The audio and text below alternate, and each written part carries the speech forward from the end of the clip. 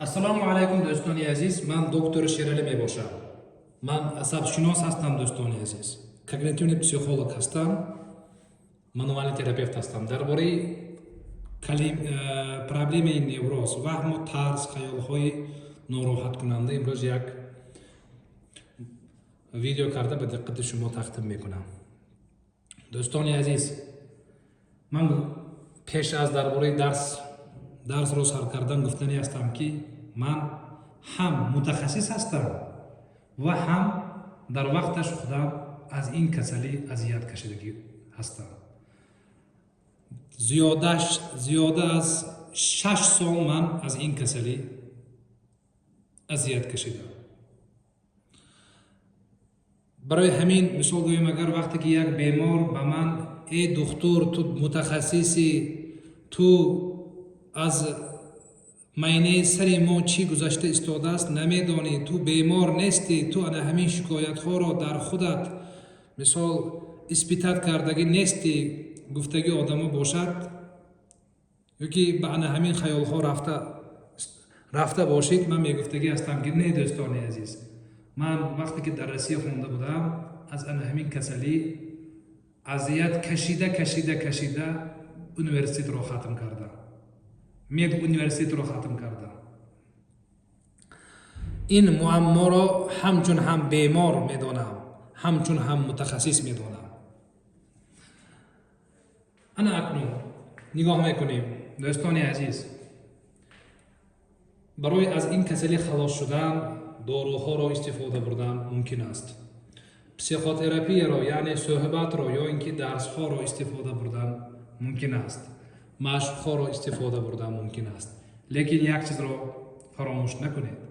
Ҳамашро якҷоя истифода барем, агар дар забони русӣ ин чизро комплексный метод лечения мегӯянд, кори беҳтарин, роҳи беҳтарин мешавад. Ана акнун як чизро шумо фаромӯш накунед.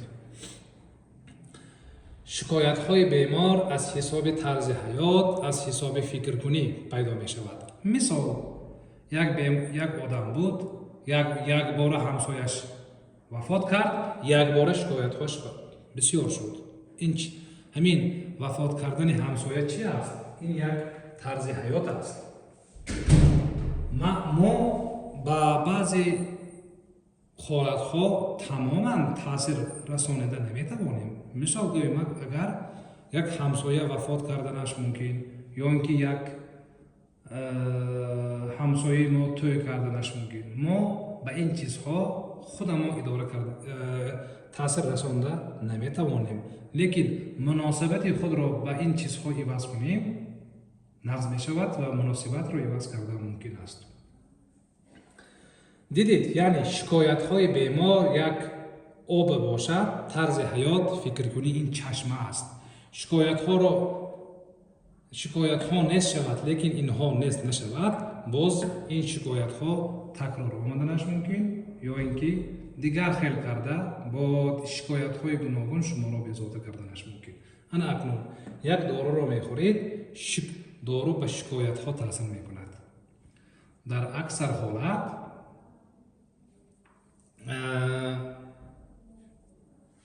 дору ба тарзи ҳаёт таъсир намекунад. Яъне дору решаи касалиро нест нобуд карда наметавонад. Психотерапия дарс фаҳмидан, таҳлил кардан бошад, ба тарзи ҳаёт таъсир мекунад. ба шикоятҳо низ таъсир мекунад ва аз ҳама муҳимтараш ба тарзи ҳаёт, ба фикркуния, яъне ба фундамент таъсир мекунад. баъзе машқҳоро кардан низ ин хел кунем дуруст мешавад, ҳам ба шикоятҳо, ҳам ба фикркунӣ таъсир мекунад. Лекин дору ҳаст, психотерапия ҳаст, машқ ҳаст. дар байни ин чизҳо ана ҳаминаш номери як мебошад. яъне вақте ки шумо таҳлил накунед, фикр накунед, фикркунии нағзро ба фикркунии нағз адат накунед, даже барои машқ кардан нест қувват, иштиёқ намеёбед. барои чӣ мо машқ карданро дар кор мегӯед? ба машқҳо бовар намекунед. барои ҳамин ана ҳамин чиз ин як чизи муҳимтарин аст. капелницаҳо лозим нест. дӯстони азиз, дар баъзе ҳолатҳо дар ҳамин хуруҷи ваҳм баъзе капелницаҳоро истифода бурда, баъзе уколҳоро истифода бурда мумкин, лекин дар дигар ҳолатҳо капелницаҳо лозим намешавад. ин касалиро ба ин касалӣ капелницаи кавинтон, миксидол, реасорбилакт, актавиген, трентал, серебрализин, серебрализат ё дигар уколҳо ба монанди пирацетам, мелдони, мелдранат, рибоксин, какарбоксилаза, никотиновая кислота инҳо таъсир намекунанд. фаҳмон? як одам навистааст, бепул гӯё гуфта, яъне роҳи табобаташро бепул нақл кун гуфта. дӯстони азиз, ман ҳозир ин маълумотҳоро, ин дарсҳоро ба шумо бепул тақдим карда истодаам. лекин одаме ки ман нақд шуда мехоҳам гуфта ба худаш, барои худаш як мақсад монда дар назорати ман кор кунад, баъд мисол кор мекунам гуфта мақсад монад, баъд бо ин бемор бо усули, бо тактикаи курси онлайн яъне бо роҳи психотерапия суҳбат мекунем.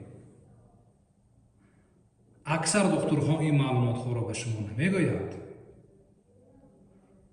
ин бо ин касали невропатолог кор намекунанд. дар баъзе вақтҳо доро тавсия карданаш мумкин, лекин бо ин касали психолог ё ин ки психотерапевт кор мекунад. барои он ки психотерапияро психиатр намедонад, барои ин ки нахондагӣ, ёд надодагӣ. невролог намедонад, ёд нагирифтагӣ. ба неврологҳо психотерапияро ёд намедиҳанд. як бемор омад аз як ноҳияи дигар, гуфт ки 53 000 сомон расход кардам. дигар бемор гуфта буд як чанд сад ҳазор расход кардам гуфта. вақте ки аз ноҳияҳои дур ба пешам меояд беморон, бо мисол бо бисёр доруҳо меоянд. дар ана ҳамин вақт бо роҳи психотерапия низ кор накардагӣ. усули психотерапия чӣ хел мешавад?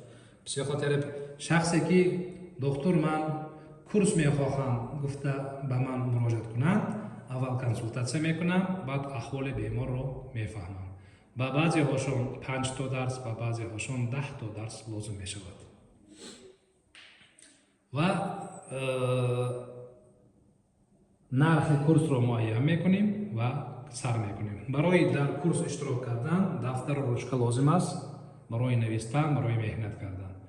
ин нависӣ ин меҳнат, дӯстони азиз, барои саломатии шумо аст, барои ман нест, барои ҳамсоя нест, барои саломатии худи шумо мебошад.